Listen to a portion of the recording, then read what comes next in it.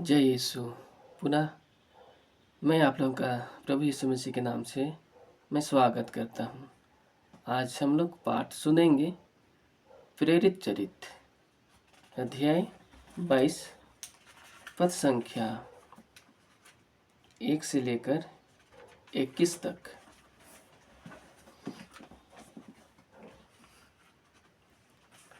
पौलुस का भाषण। भाइयों और गुरुजनों, अब सुनिए कि अपनी सफाई में मुझे क्या करना है। जब लोगों ने सुना कि वह उन्हें इब्रानी भाषा में संबोधित कर रहा है तो वे और भी शांत हो गए। पौलुस ने यह कहा, मैं यहूदी हूँ। मेरा जन्म तो किलिकिया के तरसुस नगर में हुआ था, किंतु मेरा पालन पोषण यहाँ इस शहर में हुआ। गमालियल के चरणों में बैठकर मुझे पूर्वजों की संहिता की कट्टर व्याख्या के अनुसार शिक्षा दीक्षा मिली। मैं ईश्वर का वैसा ही उत्साही उपासक था जैसे आज आप सब हैं।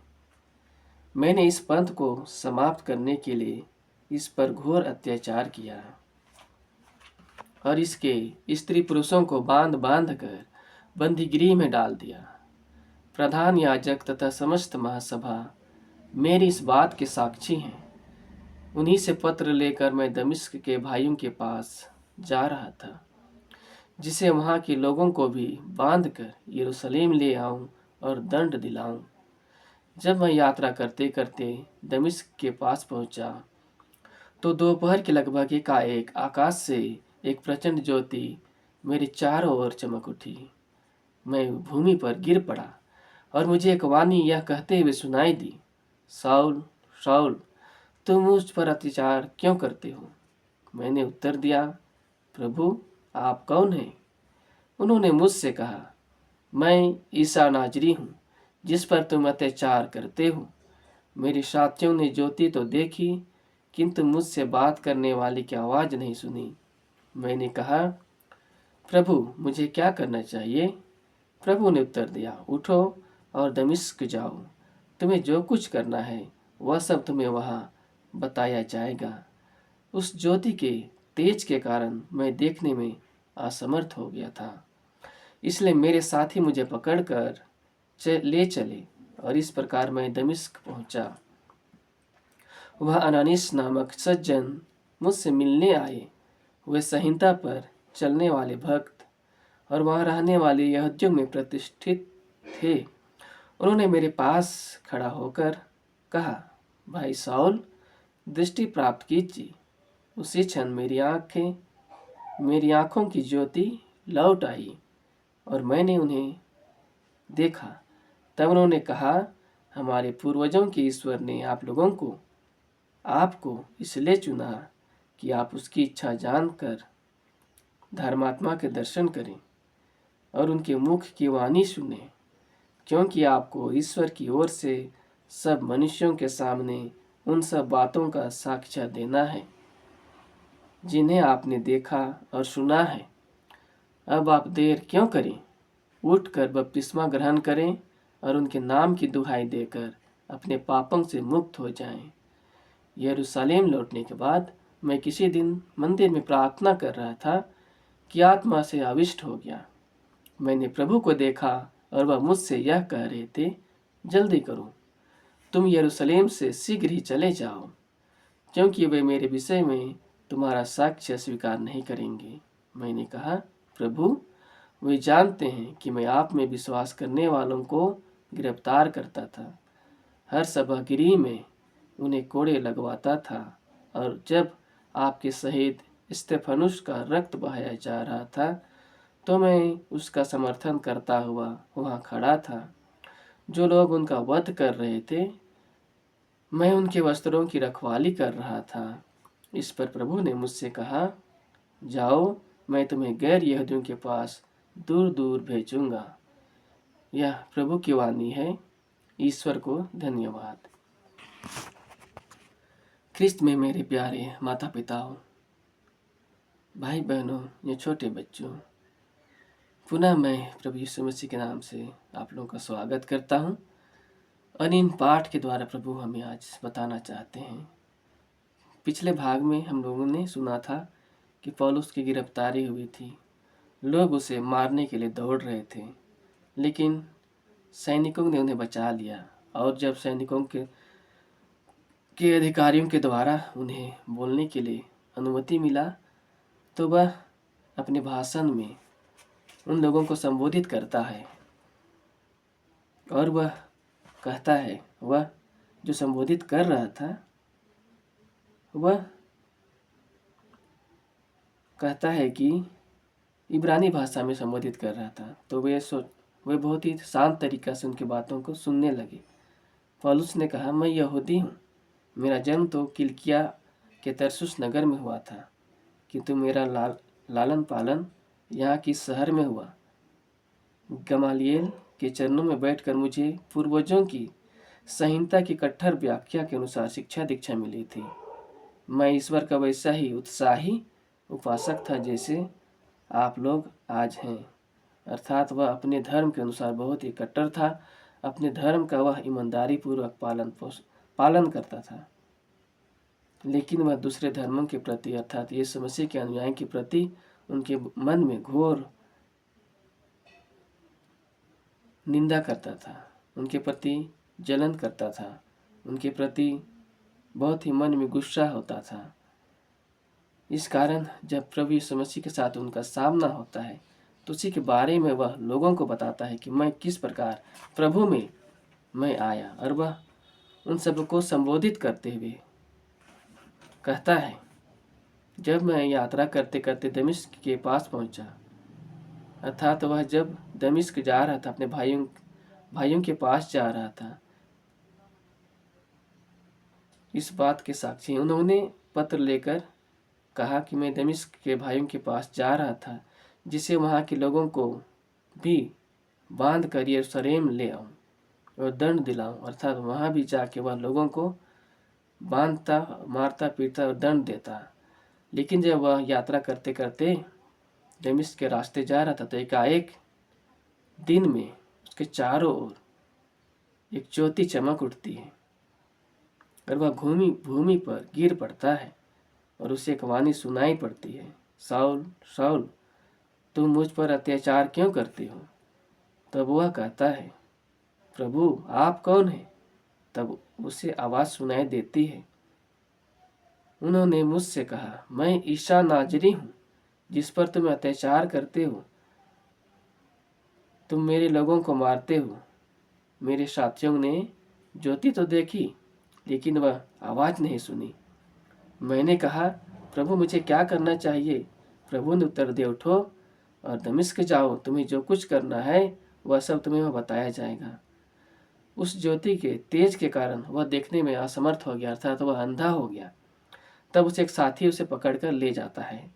वहाँ अननियस नामक एक सज्जन होता है, उनसे उनकी मुलाकात होती है। वह संहिता पर चलने वाला एक धार्मिक मनुष्य था। उन्होंने पास खड़े होकर साउल से कहा, भाई साउल, दृष्टि प्राप्त कीजिए। वह प्रभु के नाम से उसके लिए प्रार्थना करता है और उसी क्षण उसकी आंखें खुल जाती है और देखने लगता है। तब उन्होंने साउल से कहता है, हमारे पूर्वजों के ईश्वर ने आपको क्यों चुना है? इसलिए चुना है कि आप उसकी इच्छा को जानें और उस ईश्वर का दर्शन करें और उसकी वाणी को सुने, और उस वाणी को तुम्हें अन्य जातों में भी बताना है, तुम्हें गवाही बनना है।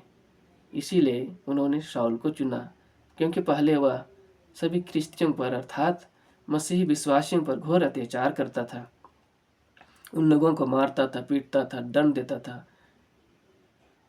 इसलिए प्रभु ने उन्हें चुना और एक सुंदर गवाही बनाया। तब उस अननियास ने कहा, अब आप देर क्यों कर रहे हैं? उठिए और बपतिस्मा ग्रहण करें और उनके नाम की दुहाई दें और अपने पापों से मुक्त हो जाएं। तब उन्होंने बपतिस्मा ग्रहण किया। यरूशलेम लौटने के बाद किसी दिन मंदिर में प्रार्थना कर रहा था कि आत्मा पौल से आविष्ट हो गया, पौल उसके ऊपर आ गया। उन्होंने प्रभु को देखा, प्रभु का दर्शन देखा। प्रभु ने उससे कहा, जल्दी करो, तुम यरूशलेम से शीघ्र चले जाओ, क्योंकि वे मेरे विषय में तुम्हारा साक्ष्य स्वीकार नहीं करेंगे, क्योंकि वे जानते थे कि वह खतरनाक मनुष्य था जो प्रभु यीशु मसीह के चेलों को, प्रभु यीशु मसीह के शिष्यों को, प्रभु यीशु मसीह के अनुयायियों को मारता था, पीटता था। इसलिए वे विश्वास नहीं कर सके। इसलिए प्रभु ने कहा, उठो और यरूशलेम से शीघ्र चले जाओ। तब पौल ने प्रभु से कहा, प्रभु, वे जानते हैं कि मैं आप में विश्वास करने वालों को गिरफ्तार करता था, हर सभागिरी में उन्हें कोड़े लगवाता था, और जब आपके शहीद स्तेफनुस का रक्त बहाया जा रहा था तो मैं उसका समर्थन करता हुआ वहाँ खड़ा था। अर्थात स्तेफनुस एक बहुत ही धार्मिक मनुष्य था जो यीशु मसीह पर विश्वास करता था। लेकिन जब स्तेफनुस को लोगों को भीड़ के द्वारा मारा जा रहा था, पत्थरों से वार किया जा रहा था, तब वो स्तेफनुस ने कहा, हे प्रभु, इन्हें क्षमा कर, क्योंकि ये नहीं जानते, इनका पाप इनके ऊपर ना लगा। और वह अपने प्राण को त्याग देता है। अर्थात वह उसी समय यीशु मसीह को स्वर्ग राज में देखता है, स्वर्गदूतों को देखता है, और वह उन लोगों को क्षमा करता है, उनके लिए क्षमा की प्रार्थना करता है। जिस तरह से हमारे प्रभु यीशु मसीह क्रूस काठ पर मरते समय हम सभी को क्षमा के समस्त मानव जाति के लिए अपने पिता से क्षमा का वरदान मांगा, कि उन्होंने कहा, हे पिता, इन्हें क्षमा कर, क्योंकि वे नहीं जानते कि ये क्या कर रहे हैं। उसी प्रकार स्तेफनुस ने भी प्रभु यीशु मसीह के अनुसार उन लोगों के लिए क्षमा की प्रार्थना की। तो वह कहता है कि जब वह उनका रक्त बहाया जा रहा था तो मैं उनका समर्थन कर रहा था, मैं उनके वस्त्रों की रखवाली कर रहा था। इस पर प्रभु ने पौलुस से कहा, साउल से कहा, जाओ, मैं तुम्हें गैर यहूदियों के पास दूर दूर भेजूंगा। अर्थात उन सभी लोगों के पास जो प्रभु यीशु मसीह को नहीं जानते, उन सभी लोगों के पास आप सुंदर गवाही बनोगे। तो आइए भाइयों और बहनों, हम भी प्रभु की सुंदर गवाही बने। ताइए हम प्रार्थना करें। हे सर्वशक्तिमान परमेश्वर, आज के दिन के लिए प्रभु हम धन्यवाद करते हैं कि प्रभु आपने हमें यह नया जीवन दिया, नए सांस दिया। पिता, हमें रात भर संभाला, अपने पवित्र हाथों में, अपने सानिध्य में हमें रखा। हे मेरे परमेश्वर, सुंदर दिन के लिए, सुंदर जीवन के लिए धन्यवाद, इस सुंदर पाठ के लिए धन्यवाद, उस सुंदर गवाही के लिए धन्यवाद, जो गवाही के द्वारा प्रभु बहुतों का मन इस वक्त परिवर्तन हो रहा है। मैं प्रार्थना करता हूँ हर एक मसीही विश्वासियों के लिए, प्रभु उन्हें आशीर्वाद दे, पवित्र आत्मा को उजियाला दे मेरे खुदावन, कि वे सुंदर गवाही को प्रभु सुने, पढ़ें, अपने जीवन में लागू करें पिता, और भी लोगों को प्रभु आपके वचनों को जीवन जीने के लिए प्रेरित करने पाए। हे मेरे परमेश्वर, जिस तरह से साउल पौल बन गया प्रभु, हर एक लोगों को प्रभु उनके मन और आत्मा को स्पर्श कर परिवर्तन कर। आज हम उन सभी भाई बहनों को प्रभु याद करता हूँ प्रभु, जो आपके नाम से नफरत करते हैं मेरे परमेश्वर, आपके लोगों को सताते हैं मेरे खुदावन। जिस तरह से प्रभु आपने साउल के मन और आत्मा को परिवर्तन किया, मैं विश्वास करता प्रभु आपका वचन कार्य कर रहा है पिता, और वह कार्य कर रहा है, और अनेक लोग प्रभु आपके लिए सुंदर गवाही बन रहे हैं पिता।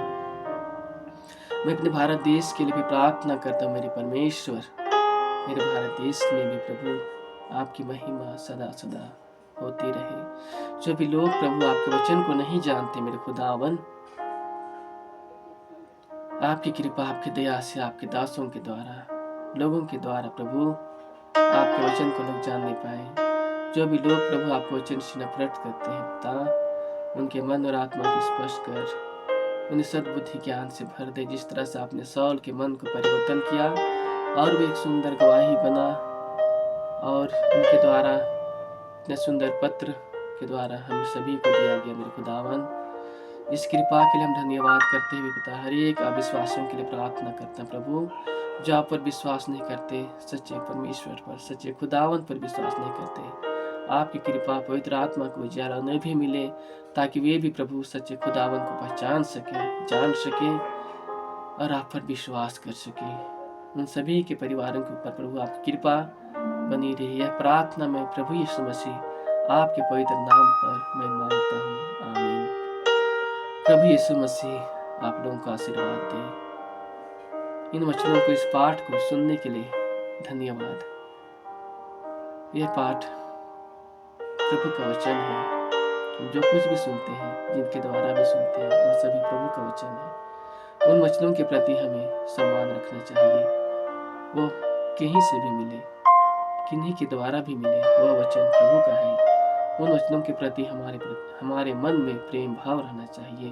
तभी जाके हमें प्रभु की आशीष और कृपा मिलती है। प्रभु के सामने हमें नम्र हृदय बनना चाहिए। जिस तरह से प्रभु यीशु मसीह नम्र थे, अपने आप को उन्होंने महान से उन्होंने शून्य बना दिया। उस ऊंचे स्थान से उन्हें निम्न स्थान पर ले आया। प्रभु यीशु मसीह अपने को दीनहीन बना दिया, अपने को गरीब बना दिया ताकि हम धनी बने।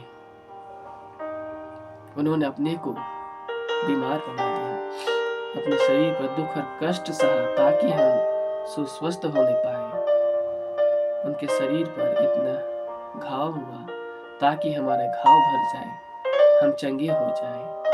उस खुदावन के प्रति हम श्रद्धा सुमन अर्पित करते हैं। हर एक लोगों को प्रभु यीशु मसीह की कृपा हमेशा मिलता रहे। प्रभु यीशु मसीह आप लोगों का आशीर्वाद दे, आमीन। जय यीशु।